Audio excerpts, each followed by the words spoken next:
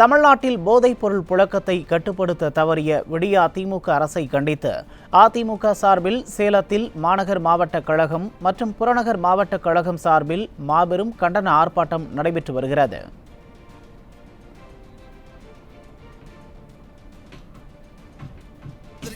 நம்மளுடைய கெங்கவெளி சட்டமன்ற உறுப்பினர் அருமை நண்பர் நல்லதம்பி அவர்களே, இங்கே வழி தந்து சிறப்பித்துக் கொண்டிருக்கின்ற முன்னாள் சட்டமன்ற உறுப்பினர்கள், மரியாதைக்குரிய அனைத்துலக எம்ஜிஆர் மன்றத்துடைய துணைச் செயலர் அருமையன் செல்வராஜ் அவர்களே, அருமை நண்பர் ரவிச்சந்திரன் அவர்களே, இந்த நிகழ்ச்சிக்கு வழி தந்திருக்கின்ற ஆத்தூர் முன்னாள் சட்டமன்ற உறுப்பினர்கள் அருமை நண்பர் மாதேஸ்வரன் அவர்களே, நம்மளுடைய சின்னத்தம்பி அவர்களே, வீரபாண்டியனுடைய சட்டப்பேரவை உறுப்பினர் அருமை சகோதரி மனோன்மணி அவர்களே, சங்ககிரி முன்னாள் சட்டமன்ற உறுப்பினர் மகுடஞ்சாவடியுடைய ஒன்றிய கழகத்துடைய செயலாளர் அருமை நண்பர் ராஜா அவர்களே, இந்த நிகழ்ச்சிக்கு வருகை தந்திருக்கின்ற மரியாதைக்குரிய முன்னாள் மேயர் அவர்களே, துணை மேயர் அவர்களே, இந்த நிகழ்ச்சிக்கு வருகை தந்திருக்கின்ற நம்மளுடைய முன்னாள் சட்டமன்ற உறுப்பினர் அருமை நண்பர் சத்திவேல் அவர்களே, இந்த நிகழ்ச்சிக்கு வருகை தந்திருந்தாலும் இங்கே இந்த ஆர்ப்பாட்டத்திலே கண்டன ஆர்ப்பாட்டம் இளைஞர்கள், இளம் பெண்கள் பாசறை சார்பாகவும், மாணவரணி சார்பாகவும், மகளிரணி சார்பாகவும் 3 அணிகள் சார்பாக இன்றைக்கு இந்த கண்டன ஆர்ப்பாட்டம் இங்கே நடந்து கொண்டிருக்கின்றது. நண்பர்களே, கழகத்தை மிஞ்சுகிற அளவிலே இங்கே வருகை தந்திருக்கின்ற மாணவரணி நிர்வாகிகளுக்கும், அந்த இளைஞர் இளம்பெண்கள் பாசறை நிர்வாகிகளுக்கும், நம்மளுடைய மகளிரணிகளுக்கும் முதலில் என்னுடைய பணிவான வணக்கத்தை, நன்றி இந்த நேரத்தில் தெரிவித்துக் கொண்டு, இந்த நிகழ்ச்சிக்கு வருகை தந்திருக்கின்ற மாநகர் மாவட்ட கழகத்திலிருந்து பகுதி செயலாளரிலிருந்து வட்ட செயலாளர் வரைக்கும், புறநகர் மாவட்ட கழகத்திலிருந்து ஒன்றிய கழக செயலாளர், மாவட்ட கழக அவைத்தலைவரிலிருந்து பேரூர் கழக செயலாளர் வரைக்கும் வந்திருந்த நகர கழக செயலாளர் மற்றும் ஒன்றியத்துடைய பெருந்தமை உள்ளாட்சி மன்ற பிரதிநிதிகள் அனைவருக்கும் என்னுடைய நம்மளுடைய அண்ணன் எடப்பாடியார் சார்பாக முதலில் என்னுடைய தரம் சார்ந்து வணக்கத்தை இந்த நேரத்தில் தெரிவித்துக் கொள்ள கடமைப்பட்டிருக்கின்றேன். இறுதியாக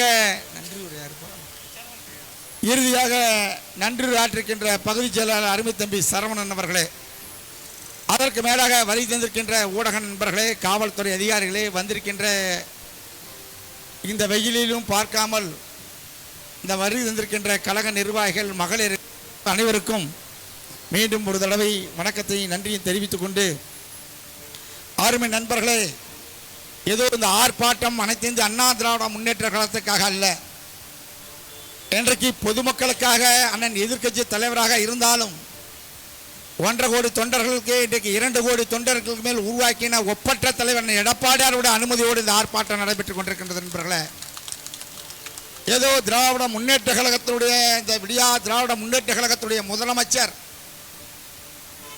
மாண்புமிகு எதிர்க்கட்சி தலைவர் சொல்வது போல் இந்த அரசுக்கு எதை சொன்னாலும் செவடங்காதில் சங்குவது போல் கேட்பது இல்லை. அதை கண்டித்து தான் இருக்கு இந்த ஆர்ப்பாட்டம்.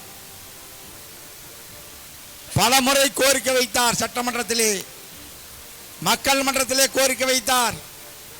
இந்த நாட்டு மக்களை காப்பாற்றுங்கள், விவசாயிகளை காப்பாற்றுங்கள், தொழிலாளிகளை காப்பாற்றுங்கள், வாக்குறுதியை நிறைவேற்றுங்கள் என்று பல முறை கோரிக்கை வைத்த நம்மளுடைய எதிர்க்கட்சி தலைவர் இன்றைக்கு இறுதியாக இன்றைக்கு பள்ளி மாணவர்கள் பாதிக்கப்படுகிறார்கள்.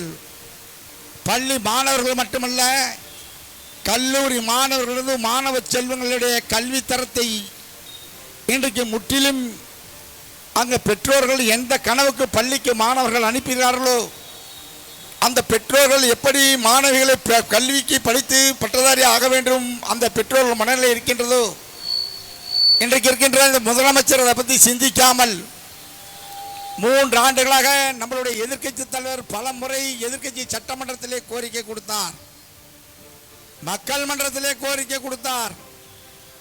என்ன கோரிக்கை கொடுத்தார்?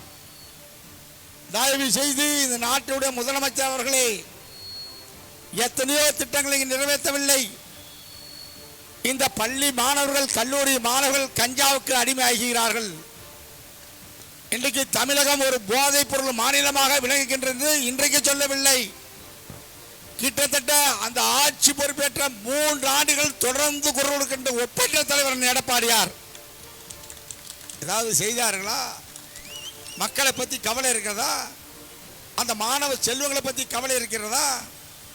அந்த பெற்றோர்கள் பள்ளிக்கு அனுப்புகின்ற மாணவர்கள் நன்றாக படிக்க வேண்டும், அவர்கள் நல்ல முறையாக படித்து வேலை வாய்ப்புக்கு செல்ல வேண்டும் என்று கல்லூரிக்கு அனுப்பினால், இன்றைக்கு கல்லூரியில் படிக்கின்ற கல்லூரியில் மட்டுமல்ல, இன்றைக்கு சேலம் மாநகரத்தில் மட்டுமல்ல, தமிழகம் முழுவதும் இன்றைக்கு கஞ்சா விற்பனை மிக ஜோராக நடந்துகிட்டு இருக்குதுன்னா அதுக்கு இந்த ஆட்சியாளர் பொறுப்பேற்க வேண்டும். அதற்காக தான் இந்த ஆட்சி அகற்றப்பட வேண்டிய நோக்கத்தோடு தான் இன்றைக்கு இந்த கண்டன ஆர்ப்பாட்டம் நடந்து கொண்டிருக்கின்றது.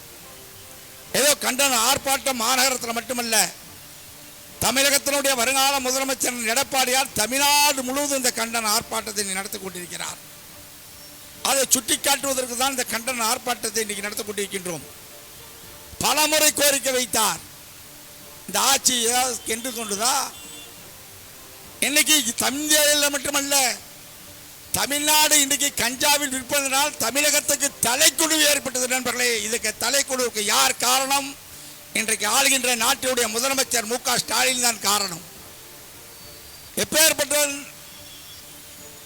சட்டமன்றத்தில் கோரிக்கை கொடுத்தார்.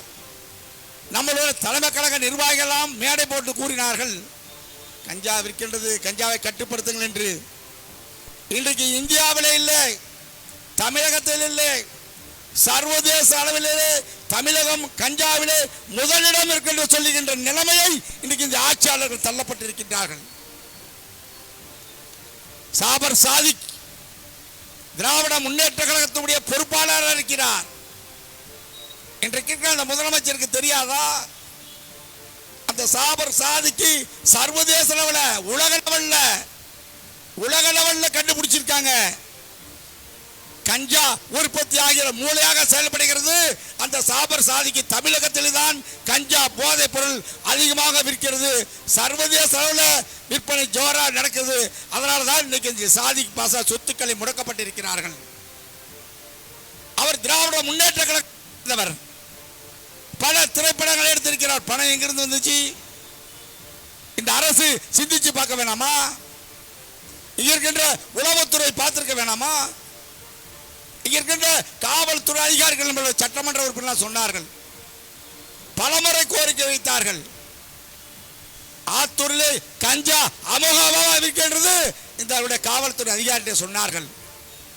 சேலம் மாநகராட்சியிலே சந்து பொந்து பூரா கந்தா விற்கின்றது. பல முறை நம்மளுடைய சட்டமன்ற உறுப்பினர் மாவட்ட கழகம் அந்த ஆணையாளர் இங்கே இருக்கின்ற கமிஷனர் சொன்னோம். இந்த கமிஷனர் சொன்னா அடுத்த நிமிஷம் என்ன சொல்றாங்க, அது அப்படிதான். அந்த கமிஷனர் கொஞ்சம் கூட கேட்கறது இல்லை.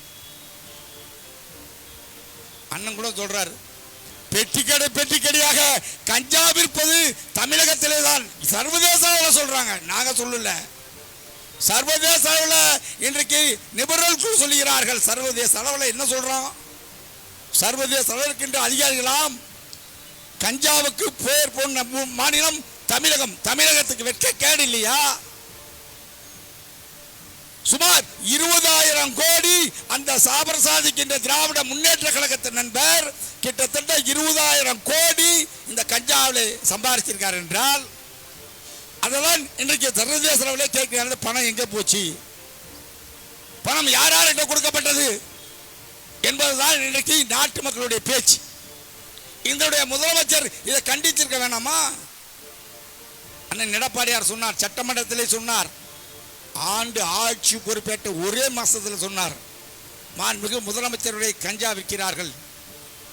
ராமநாதபுரத்திலே அந்த திராவிட முன்னேற்ற கழகத்துடைய மாவட்டத்துடைய ஊராட்சி குழு பிரிவித்தார், கைது செய்தார்களா? கரூரிலே திராவிட முன்னேற்ற கழகத்துடைய ஒன்றியத்துடைய துணை செயலாளர் வித்தார், கைது செய்தார்களா? திராவிட முன்னேற்ற கழகம் திருவல்லிக்கேணியிலே அந்த பகுதி செயலாளர் கஞ்சா விற்று நம்மளுடைய நாளிதழை பார்க்கின்ற பொழுது கைது செய்தார்களா? இந்த நாட்டு மக்களை பார்க்க வேணாமா? இந்த நாட்டு மக்கள் மேலே அக்கறை வேணாமா இந்த முதலமைச்சருக்கு? ஒரு எதிர்க்கட்சியாக இருந்தால் எங்களிடத்தில் கோரிக்கை கொடுக்கிறார்கள், அந்த தகவலை சுட்டிக்காட்டுவதுதான் ஒரு எதிர்க்கட்சி தலைவர். அதை பற்றியெல்லாம் நம்ம அண்ணா சொன்னதை பற்றியெல்லாம் அண்ணன் சொல்லுவார். எப்பேற்பட்ட நம்மளுடைய நாட்டினுடைய முதலமைச்சர் மாண்புமிகு புரட்சித் தலைவர் அம்மா இருந்தார்கள், அண்ணன் எடப்பாடியார் இருந்தார். 10 ஆண்டு காலம் நாட்டிலே சட்டம் ஒழுங்கு இந்த தமிழகம் ஒரு அமைதி பூங்காக விளங்கியது அண்ணன் எடப்பாடியார் ஆட்சி காலத்தில், அம்மாவுடைய ஆட்சி காலத்தில் நடந்த